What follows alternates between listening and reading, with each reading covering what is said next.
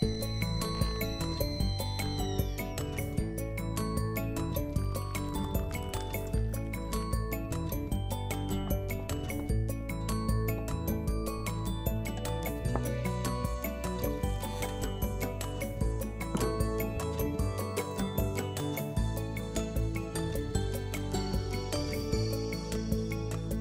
komið sæl og velkomin í að austan. Ég heilsa ykkur hérna frá Hótel Valaskjálf á Egilsstöðum. Við ætlum að fara víðavöll í þessum þætti. Við ætlum að byrja á hreindýraveiðum og hingað til mín er kominn Þórhallur leiðsögumaður. Ef við förum bara í gegnum það, þessu ný afstæði núna hreindýraveiði tímabilinu, hvernig líður þér? Mjög margir okkar eru kannski búin að fá nóg að þessu, en jú, þetta er alltaf ákveðin léttir. Já. Þessar veiðar eru kannski svolítið öðruvísi heldur en aðrar veiðar á Íslandi því að hreindýraveiðarnar eru raunverulega stofnstærðarstjórnun. Já. Þannig að við erum kannski undir svolítið pressu að ná að klára kvótann til að halda stofnunum innan þeirra marka sem að vísindamenn ráðleggja. Og hvernig hefur það gengið? Þetta hefur gengið svona þokkalega held ég svona á flestum svæðum. Það hefur verið gengið reyndar illa hérna á Borgarfjarðar- og Lómundafjarðarsvæðinu og eins norður í Bakkafirði og Vopnafirði. Og það er náttúrulega bara fyrir það að í sumar hafa verið mjög þrálátar norðanáttir og norðausturáttir og þá eru þokurigningar sem að tefja veiðarnar. Hvað er að tala mörg dýr sem þið þurfa að ná? Þetta eru rúmlega 1400 dýr sem við þurfum að ná núna og þetta hefur farið stigvaxandi ár frá ári svo sem í samræmi við stofninn. Aldamótin var stofninn 3000 dýr, nú eru hann orðin 7000 dýr þegar veiðitími hefst, þannig að það verður alltaf fleiri og fleiri dýr sem við þurfum að ná. Hvað ert þú búinn að fara marga túra núna? Hefurðu tölað því? Ég er búinn að fara að sækja 25 dýr, þannig að það er svona, mér finnst það ágætur skammtur. Já. Þetta er svona líka spurning, þú ert líka að selja ákveðna upplifun. Þannig að þetta er ekki kannski bara, þetta er ekki bara afgreiðsla, þetta er ákveðin hlutir af ferðaþjónustunni og það er tölvöld í kringum þetta, bæði undirbúningur og vinna og það er tölvöld af hérna á svæðinu sem að maður vinna í kringum þetta þegar verið að varið við þetta í gistingunum. Það eru 6 verkunarstöðvar sem að taka við dýrum frá okkur sem að flá og kæla og vinna fyrir veiðimenn, þannig að þetta er alltaf svona verktíð meðan á þessu stendur. Já. Og það er mikilvægt að það sé þá einhver sem að kunni til verka og viti við. Þetta eru hópar sem eru að koma til þín og leita eftir þá leiðsögn í túrunum. Já, bæði við hérna veiðarnar og eins bara hvað er að gera þegar veiðin er lokið. Þá bendir maður á hvaða stöðvar er í boði.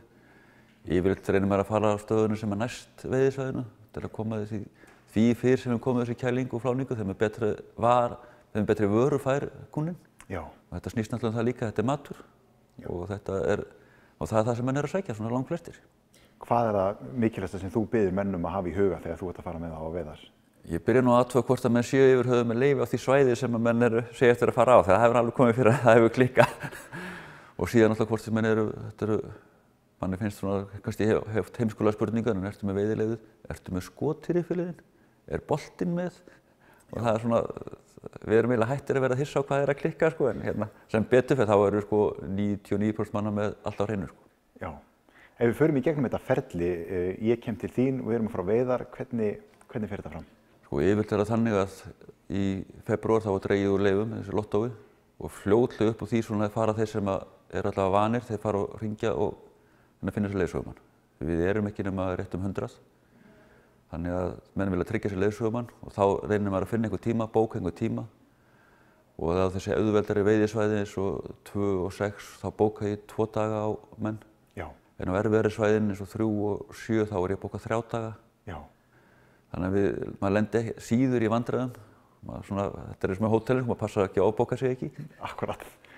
Og síðan alltaf bara hvað þarftu jeppa, þarftu hjól, þarftu drögur, hvað viltu fá, hvaða þjónustu viltu fá. Og síðan þegar það fer að líða þessu þá hringir maður í menn og aðtöku hvort menn sé ekki klárir, hvort allt sé ekki klárt.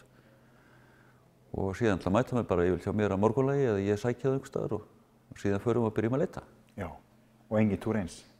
Nei, í raun og veru engin túr eins þó við séu kannski maður að segja svipaði en þá eru engin 2 túrar eins.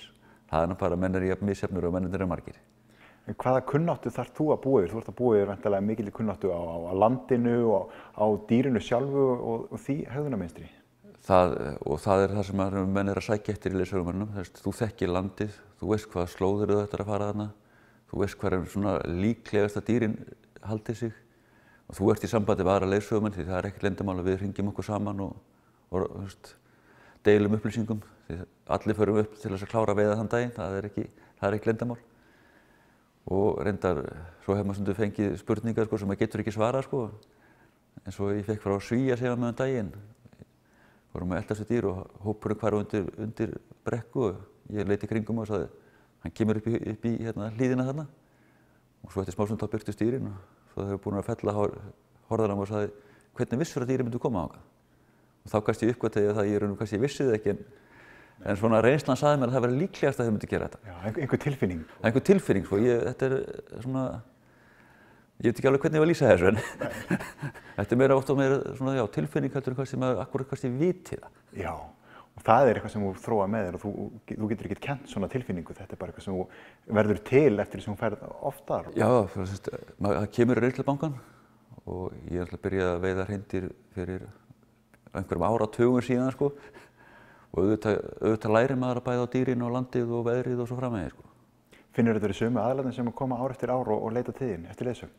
Ég að fara með sömu hópana sem ég búinn að fara með yfir 10 ár og það segir mér að þá ég að gera eitthvað rétt ef maður kom aftur og aftur.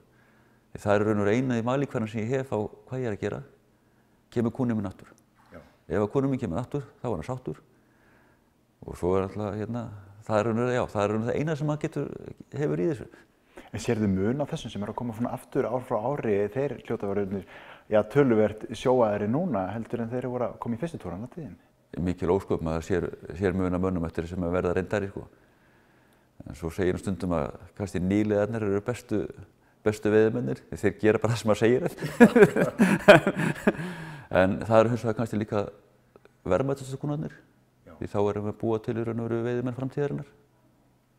En þú sér fram á það að halda þessu áfram, eða ekki? Þú ert ekkert hættur núna, það tekur við náttúrulega ákveðin hvíld núna og tími til þess að fá þorstan aftur.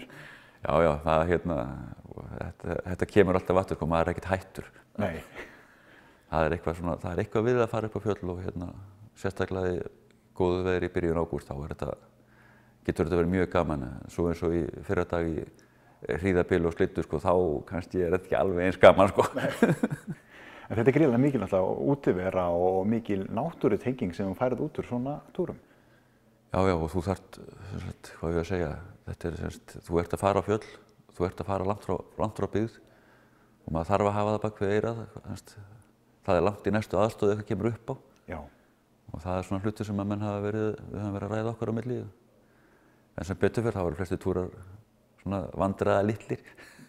Og mikilvægt að bera virðingu bæði fyrir þá náttúrunni og svo dýrinu sjálfu sem þú ert að veiða.